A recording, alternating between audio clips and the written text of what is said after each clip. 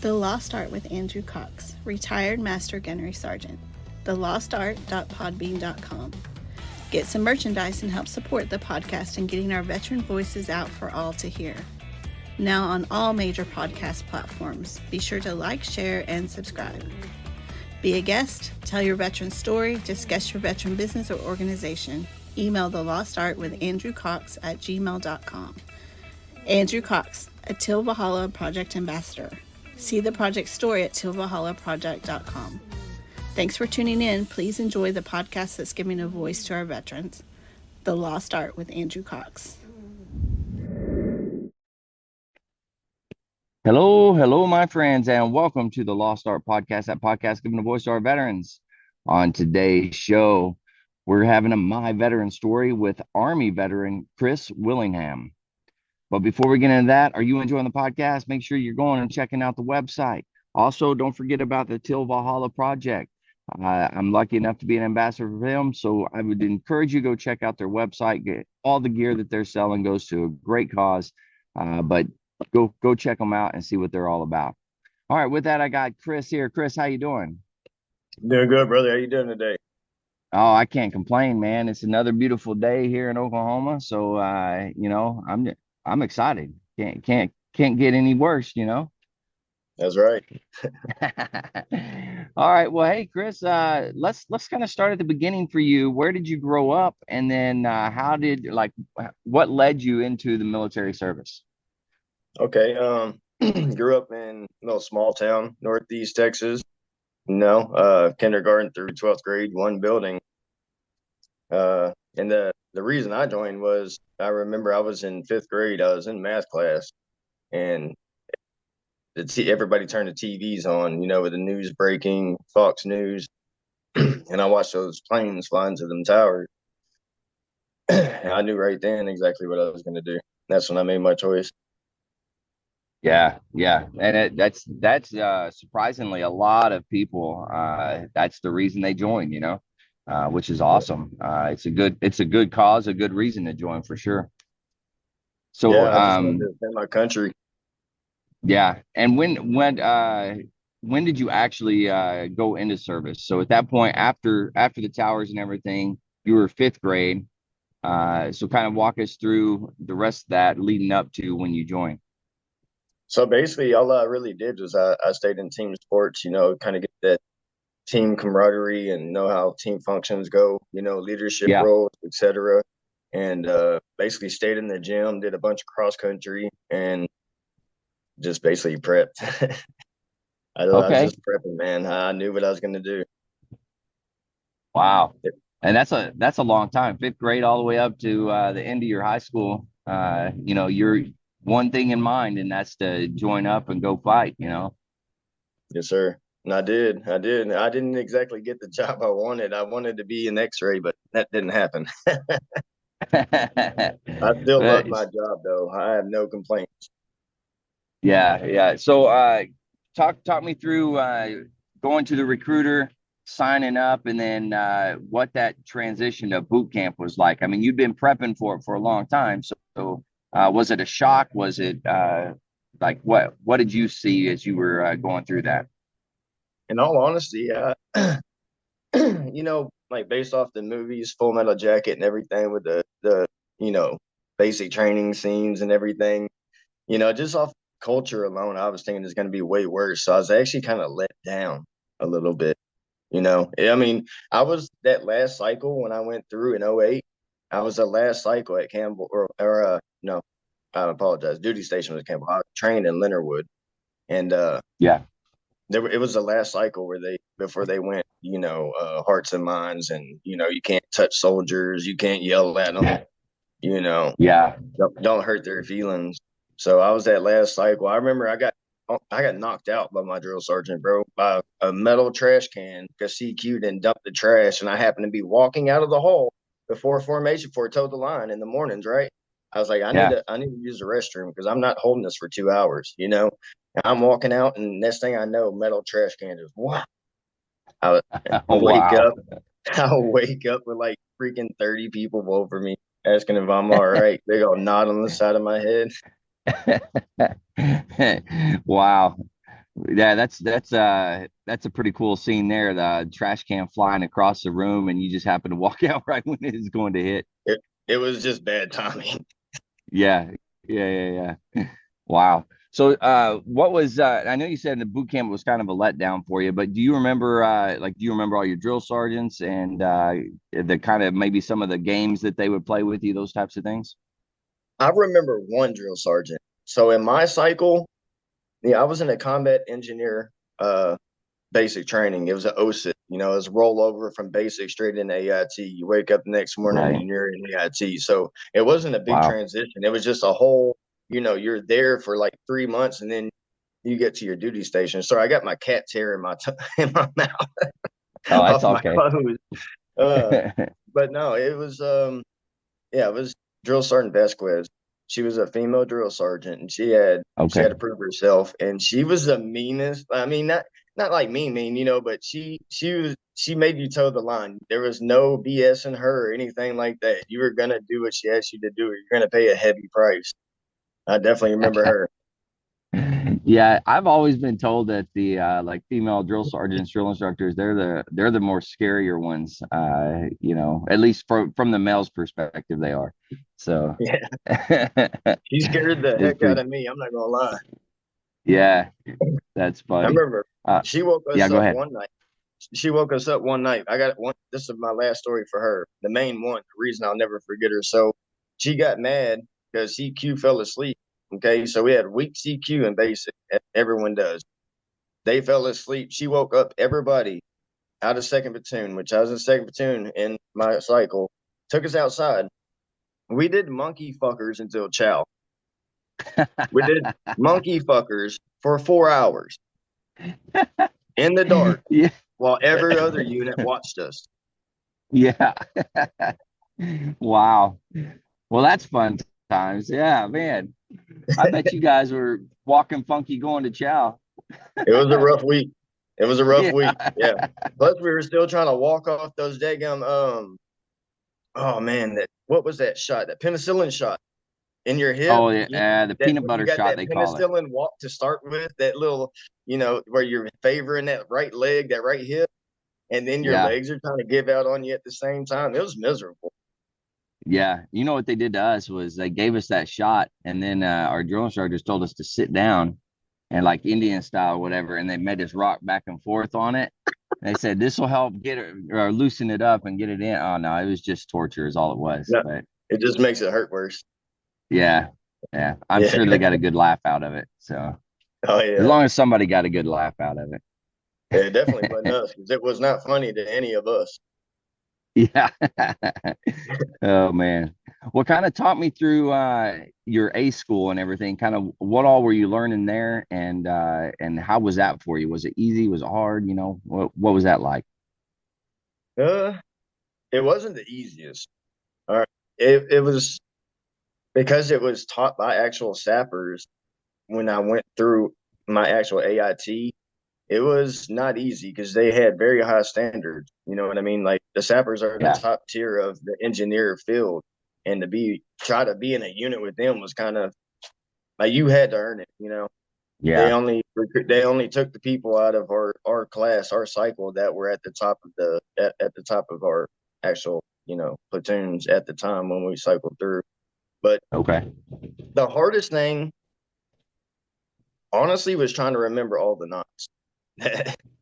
Yeah. I only remember a handful to this day, and that's only the ones I use every day. If you don't use it, Yeah. you lose it. And that's true. Yeah. Yeah. Very true. Yeah. And talk us through like what were some of the like what classes and how did that kind of go for it? Like what was your average day like? Honestly, brother, I, I honestly can't like clearly remember it because of all the head trauma in Iraq, all the time they got blown I up. But got you. I, all I remember is me and he ended up being in my platoon, ended up being my best friend. Me and him got into a fist fight because he got seconds in the field chow line and I didn't get to. So we squared up and we fought. He beat my butt, but we were still friends. Hey, sometimes you got to get your ass beat, right?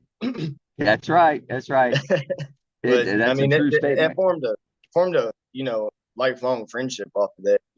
Sometimes you got to Yeah. bump heads, but Oh yeah, absolutely.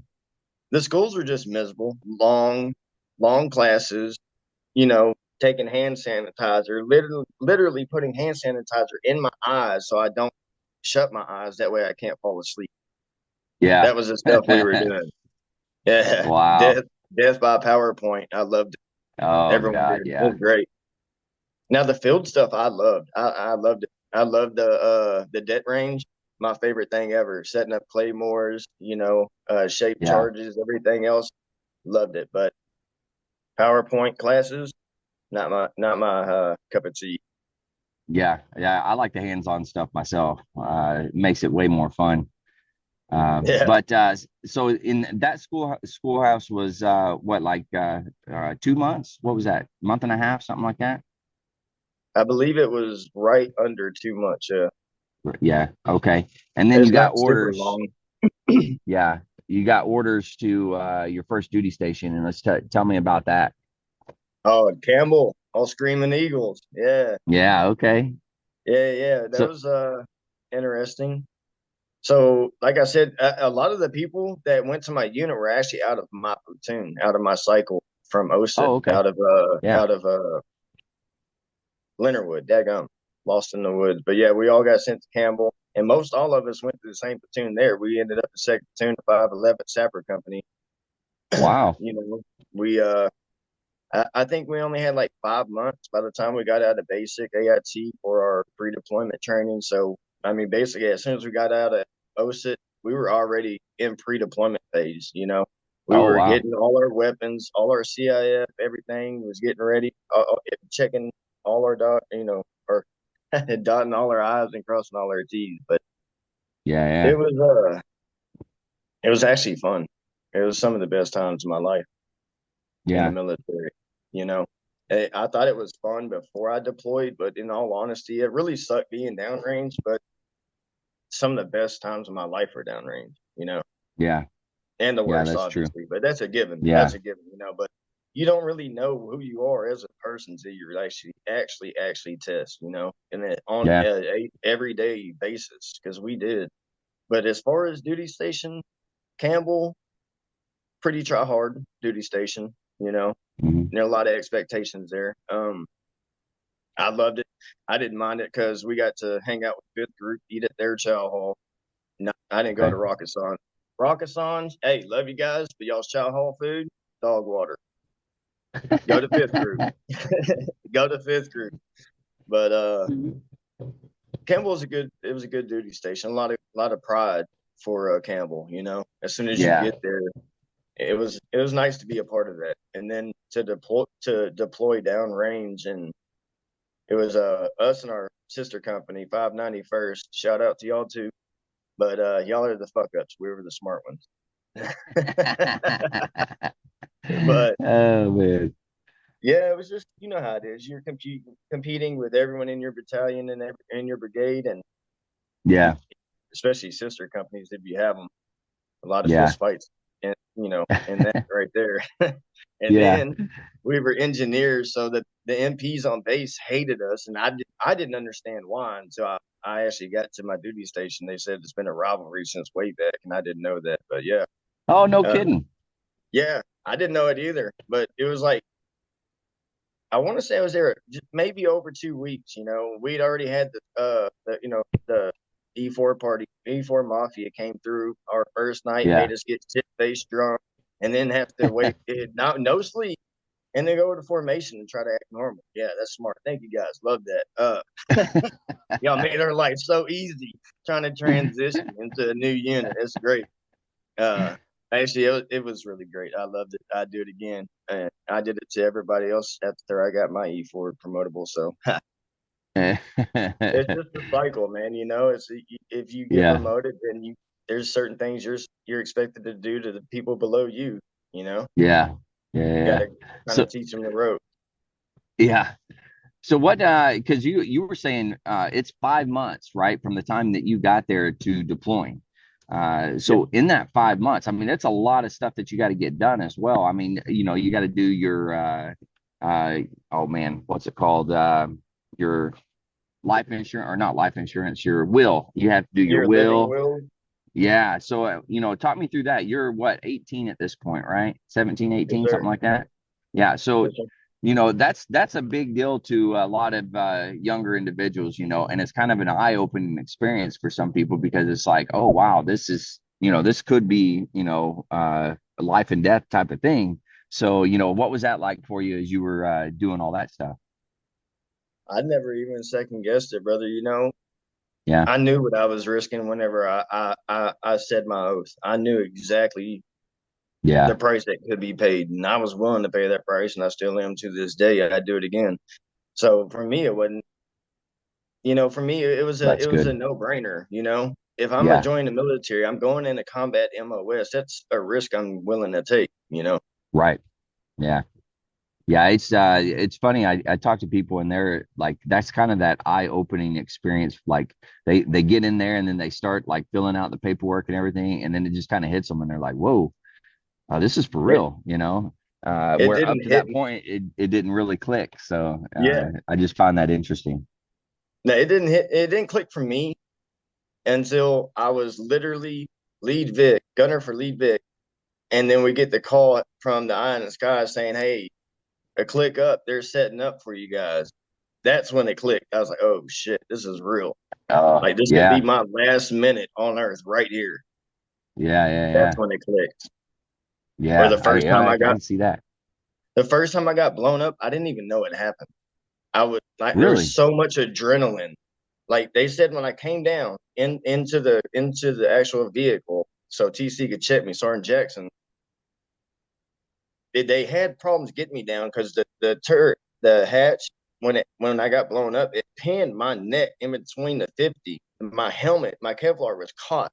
So I had to literally unbuckle my Kevlar so I could slide down. And I was Wow.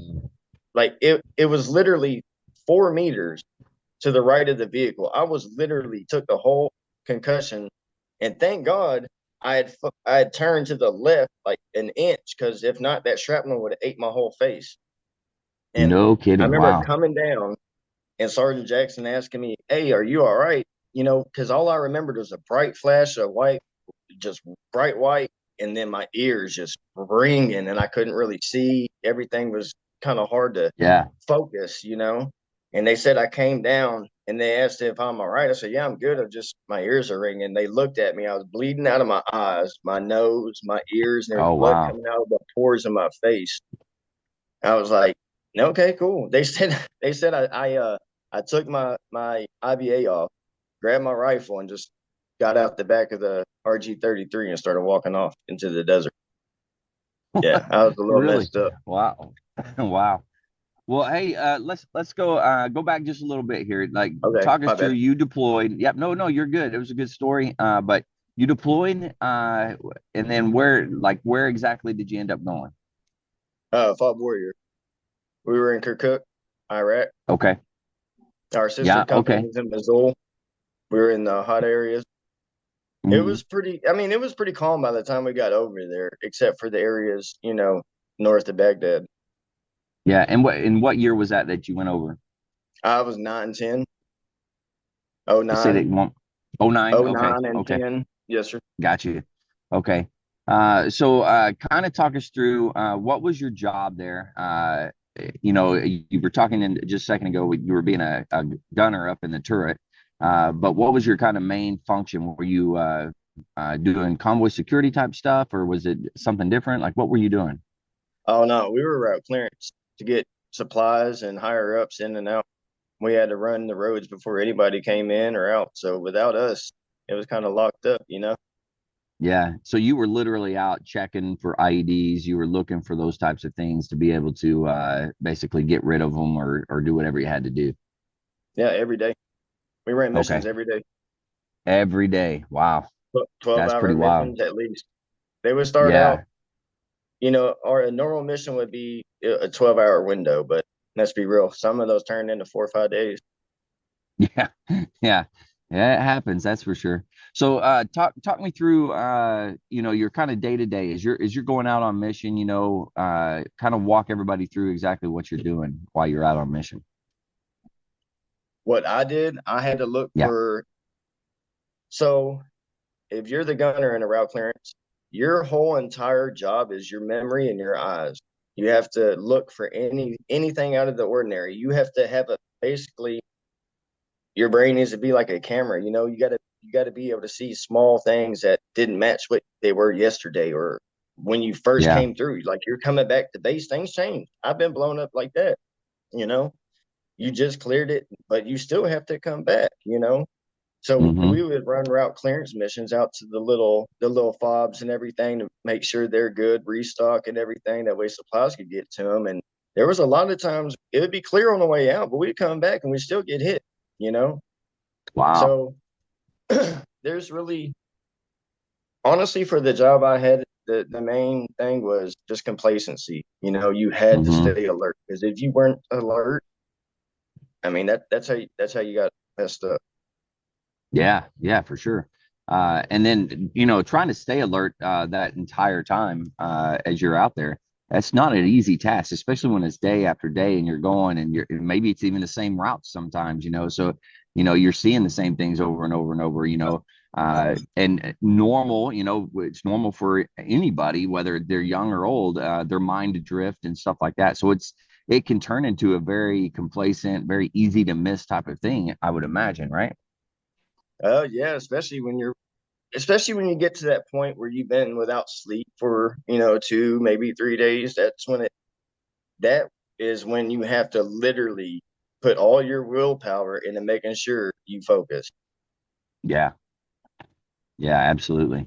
So Yeah. kind of tell us some of the missions that you remember, like that were kind of I guess high on your memory list as you're going through. Kind of walk us through some of those missions. Mm, the best mission I remember, and it was mainly because it was kind of a big thing for me, but I found a face card overseas. Oh, really? Yeah, I found Jack of Spades. Wow, who was it? Do you remember? I cannot remember names. All I had was a face that I had taped in my freaking turret in my window. And I Yeah, remember we went through a freaking Iraqi checkpoint, police checkpoint. It was the yeah, third one from the wagon wheel coming out of base. And I happened to see this guy duck into the building real quick. And I was like, hey, y'all stop 2-6. Hey, I was like, this dude just ducked out real quick and they don't care. The Iraqis, they're yeah. used to seeing this. They don't care. Why is he hiding? And then we had the interp and our dismounts go. They pulled him out, and yeah, it was the Jack of fucking clubs or Jack of Wow, spades. My bad, Jack of spades. I don't remember who that's he was. I wild. just remember he was one of the main bomb manufacturers in the area at that time. Okay. Wow, that's pretty wild. Uh, so what other types of things do you remember? You said you got blown up, or yeah, a lot of IEDs went off. Was that on specifically your vehicle, or was it just in general with the entire convoy? I mean, I'm minus the month I was in Germany. It was mainly me. Oh, And I got okay. medevaced. The first time I got hit, the one I was telling you where the blood was coming out of my pores and my eyes, my Yeah. nose, my ears, I got medevaced off of that one actually. They ended up sending me to Landstuhl, and I got to ride in the freaking in the Apache, and they actually let me on the Mini in the middle of the desert and pop off a couple rounds, let it burp a little. No kidding. Wow. Bro, That's yeah, it cool. was sick. Shout out to the Apache pilots. Y'all are sick, bro. Yeah, That was sick, man, because we were flying and we were barely off of the freaking sand. I could barely remember. I remember like pieces of the whole entire thing, of me getting sent to Germany or whatever. But I remember that Apache ride. That was sick. wow, that's really cool. And then, okay, so how long were you there whenever you got hit that first time and they sent you over to Germany? How long were you Oh, actually in country? I was I was out of Iraq in Germany right at a month. I was in the hospital and they were trying to send me to Walter Reed, and I told them, suck my dick, I'm not going home. I have prepared for so long to go to war and fight with Yeah, my brothers that you're not taking me home. I'm gonna either die overseas or I'm gonna come home when we're done. And they yeah, didn't like yeah, it. They weren't yeah. too happy. But I mean they didn't deny me. They sent me back. So Oh wow. So you were there in Germany for about a month, and then you told them, "Nope, I'm going back," and they went ahead and sent you back to your unit. Yeah, I think it was February to March is when I was in Germany in Wow. Landstuhl Ramstein and Yeah. the Air Force Hospital, and they sent me back. Yeah. Now I'm assuming the doctors and the care there was pretty good. That was super good. Yeah.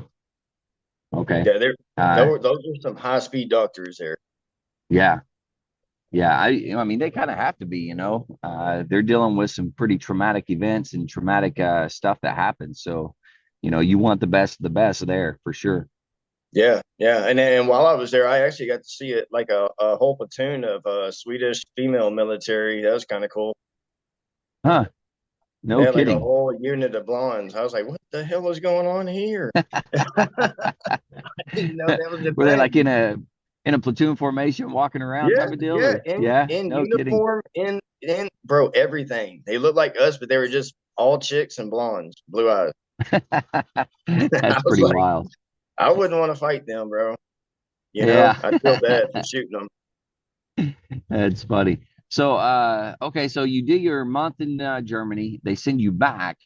So what was that kind of like what was that like coming back? So was it like a homecoming type of thing for you, or what was that? What were the feelings that you had as you came back? It, it was like a 50-50, you know what I mean? It was like a homecoming because I knew I was going back to my brothers, my unit, but at the same time, I felt bad, because I had to leave them and I left them there for a month. It was Yeah. my job to be the lead gunner, protect my freaking platoon. That was my job. That's what I signed on for. That's what I trained to do. And for that month I wasn't there, I felt terrible. Yeah. Well, I'm sure that your teammates and everybody there that they were probably happy to have you back. But just like anything else, the big green machine is going to keep rolling. So we have to have a backup to the backup, those types of things. So I'm sure somebody stepped up, took your place, and probably did a bang up job. Yeah. But I'm sure they were glad to have you back, or I would imagine they were. They seemed really excited when I got back, especially my battle buddy. Yeah, yeah, yeah. So you get back, and then did you jump right back into it? Did you go out right away? Right away. Or so right away? Wow. Day Now one. Day mentally, one, did right that back in the mess with gunner you at chair. all? It messed with me more being in Germany and not Iraq when I knew I was supposed to be in Iraq. Okay. You know what I mean? Yeah, It yeah. like So tore getting at back me. in the turret and going out on your first convoy, after coming back, that didn't bother you, or like, hey, I'm home. This is where I'm supposed to be, type of thing. It felt right. Yeah, I was back Yeah. where I belonged. Okay. And then you get back there, and it's back to regular mission. You're back out on the road on like daily, if not every other day, whatever. But you're out doing the mission again. And tell me a little bit more, like what was going on, what was going through the unit, and what were you seeing? By the time I got back, we actually had got the orders to start training at K2. We had to start training Iraqi soldiers and everybody, to get them on Okay. par for our withdrawal. And that was fun. Holy, you want to see a bunch of freaking idiots with AKs? Watch that shit. Jeez. We were literally trying to tell them, okay, line up, straight line, and don't flag your battle buddies. You have live rounds. We had run through this without rounds 100 times. We get to live Yeah. round, and dude immediately flags his buddy and puts a round through his freaking brain. I'm like, What? Jesus. Like, we try to tell you Wow. guys, don't flag your battle buddies or this is going to happen. Yeah. Yeah, they didn't seem to understand that, bro. Oh, bro, Wow. my battle buddy, he got he almost got raped by Iraqi soldiers, bro. What? They were trying to get him into the bathroom, and there was four of them. And thank God I went in to check on him because he had been gone for a minute, and he said he only had to pee. It was like 2 minutes. I go in there, and they're in there trying to make out with him, bro. One of them was trying to put his What? tongue down his freaking throat. I beat the shit out of Wow. You Oh, know, and that they always look down upon individuals that are gay, yeah. but here they are, doing the same thing, I don't know if you had a lot of interaction with the actual Iraqis and Iraqi soldiers, but we did. Uh, Like we had a yeah. lot of interactions, especially with the Iraqi soldiers we were trying to train. And bro, they literally, from what I was told by our turf, they said that like their wives, they may have like 7 or 9 wives, but that's only for making babies, right? If they want to just have sex, they have sex with dudes. You'll see Really? them. You'll see the guys holding hands, walking around everywhere. There's a reason they do that. Like they're actually with that. You know what I mean? Wow. That's Yeah, wild. they're more than best buds. Yeah. Wow.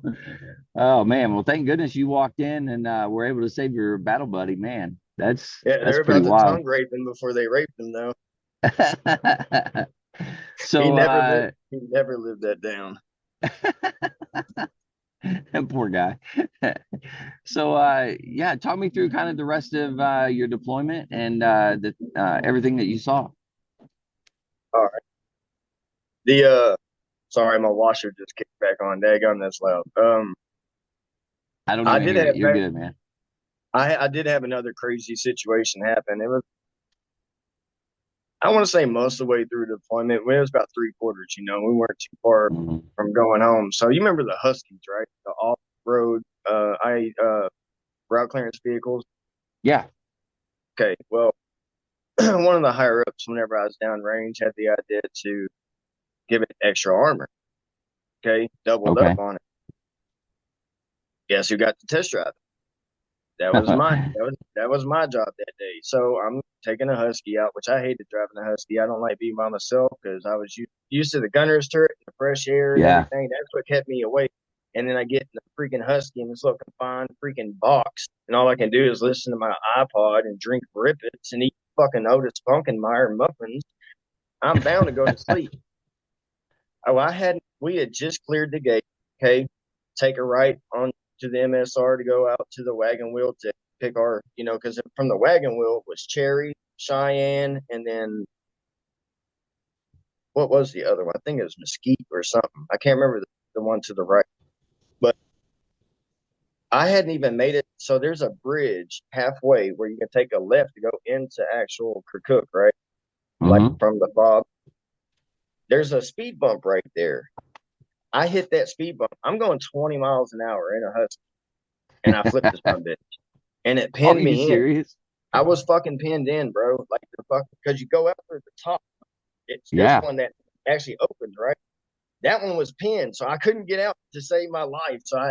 My battle buddy thought I was gonna freaking die. He said because like the Husky kind of started catching on fire a little bit while it's with Oh my me in gosh. it. I was like, damn, I'm gonna die with an Otis Spunkenmeyer muffin in my hand. Shit, not how I Well, wanted to go. yeah, yeah, exactly. I imagine they flipped it over eventually and got you out. I mean, how did Yeah, they do yeah. that? They are. I mean, we were right out post. Our mechanics like just like just QRF'd for freedom Yeah. recovery mission, basically, right Okay. outside of Got base you. for me. And then Yeah. I heard that for a while too. I was like, hey, I'm not the one that said to put more armor on an off-road vehicle. I was just the one that So had to test it. so I imagine the more armor that they put on, that threw off the balance and all those types of things. So when you hit I that, did. it probably wasn't your fault. It's just there's too much weight on it and it just toppled over. Well, I mean, it was a little bit my fault. I didn't take the speed bump straight on. I kind of took a slight edge, Yeah. but Yeah. I That still definitely didn't makes it a little expect it. more rocky. I still didn't expect it to flip though. That's how I drive that Yeah. normal Husky all the time when I had to drive it. Yeah. Wow. But yeah, So did they continue to put more armor on it, or was that experiment over? it was over after that. They called it on that one.